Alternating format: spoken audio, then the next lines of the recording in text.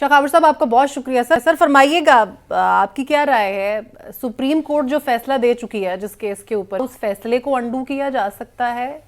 सवालिया निशान नहीं है? आपको नहीं लगता इस तरह के केसेस रीओपन होना और दोबारा समाअत के लिए मुकर्रर हो जाना? देखिए, बात यह है कि आम हालात में कोई भी फैसला जो सुप्रीम कोर्ट डिसाइड कर दे उसको रीओपन नहीं किया जा सकता, और खास तौर पे जब उसका जो नजरसानी की दरखास्त भी खारिज हो जाए। हाँ जी। तो उसमें तो कोर्ट्स नहीं कभी भी करती। लेकिन यहाँ पे थोड़ा सा इशू और है। यहाँ पे ये है कि ये जो जजमेंट है जुल्फिकार अली भुट्टो साहब वाली, ये इंतहाई मुतनाज़ जजमेंट है, और जिस जजमेंट को बतौर नजीर न सिर्फ पाकिस्तान बल्कि दुनिया की कोई भी अदालत इसको एक्सेप्ट करने के लिए तैयार नहीं है, क्योंकि इसमें जो उसूल वज़ा किए गए हैं क्रिमिनल जस्टिस सिस्टम के, और जो वादा माफ गवाह थे फिर उनको भी सजाएं दे दी गई, तो ये एक बिल्कुल ही अपनी नोयत का एक अलग मुतनाज़ा केस था, जो कि जुडिशरी की जो हिस्ट्री है, चेकर्ड हिस्ट्री, उसको ये हॉन्ट करता है हमेशा से। तो अब मसला ये है कि ये एक आर्टिकल 186 आईन पाकिस्तान के तहत उस वक्त सदर पाकिस्तान ने ये एक रेफरेंस भेजा था सुप्रीम कोर्ट को, चंद क्वेश्चंस ऑफ लॉ के आप इसको देखें और इसको आंसर करें कि ये जो ट्रायल हुआ था क्या वो अकॉर्डिंग टू द लॉ था, उसमें तमाम कानूनी तकाजे पूरे किए गए थे, क्या उसमें बायसनेस थी या नहीं थी। जी। उसमें उन्होंने ये नहीं कहा कि आप उसको वो अनडू करें, लेकिन ये जरूर करें कि वो किन सर्कमस्टांसेस में ये जो है ये फैसला हुआ था, और उसकी तारीख को दुरुस्त करने के लिए और अपनी हिस्ट्री को दुरुस्त करने के लिए उसको आंसर करें। तो इसलिए ये आपने देखा है कि इसकी समाअत जो है वो पहले बहुत अर्सा पहले होती रही, 10-12 साल से, फिर इसको जो है वो सब खाने में डाल दिया गया।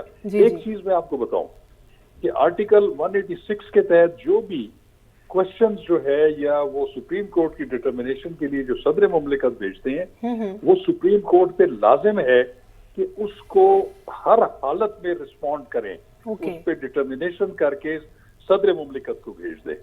वो कोई जजमेंट नहीं होती, वो जजमेंट जो है वो जो बाइंडिंग इफेक्ट होता है उसका वो नहीं होता, वो सिर्फ उनकी ओपिनियन होती है, और ओपिनियन जो है वो सदर मुमलिकत के पास वापस चली जाती है।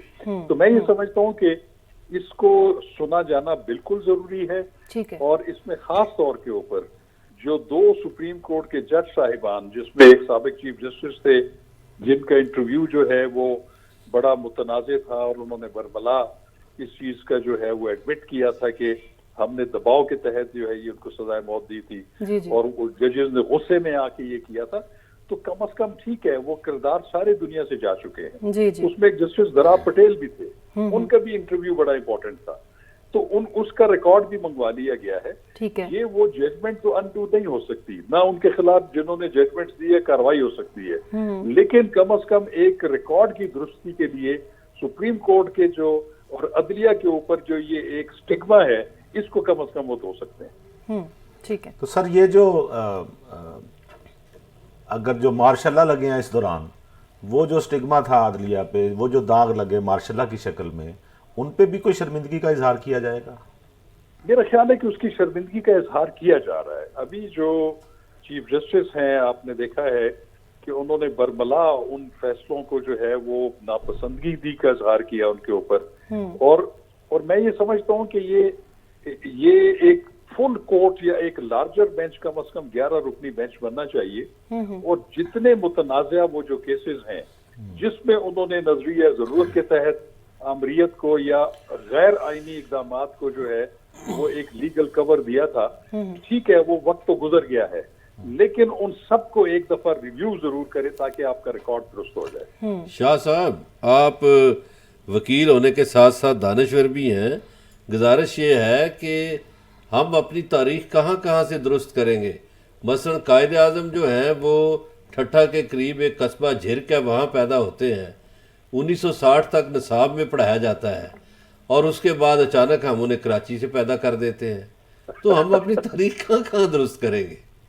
मतलब तो बिल्कुल आप दुरुस्त कह रहे हैं, हमारी हिस्ट्री डिस्टॉर्टेड है, वो उसमें तस्रीहात हो चुकी हैं, और मैं ये समझता हूँ कि इसका भी एक काम होना चाहिए, कोई ऐसी इलेक्टेड गवर्नमेंट आए और वो कम से कम हिस्ट्री को मुतल्लिक जो है वो तो एक कमीशन बनाए, और हिस्ट्री को तो कम से कम हम दुरुस्त कर दें। ये बड़ा जरूरी है, आपने पॉइंट आउट किया। शाह साहब एक सवाल का और जवाब दीजिएगा कि कोर्ट अगर ये फैसला जो डिसीजन था उसको बाइस्ड करार देती है तो कोर्ट कोई माफी मांगेगी, कोई इस किस्म की कोई चीज होगी? जो पहले फैसला नहीं, आया मेरा ख्याल है माफी नहीं मांगेगी, लेकिन कम से कम इस चीज का तो इयादा कर सकते हैं कि ये जो था ये एक अदालती कत्ल था, ये बिल्कुल इसमें कोई दूसरी राय नहीं है।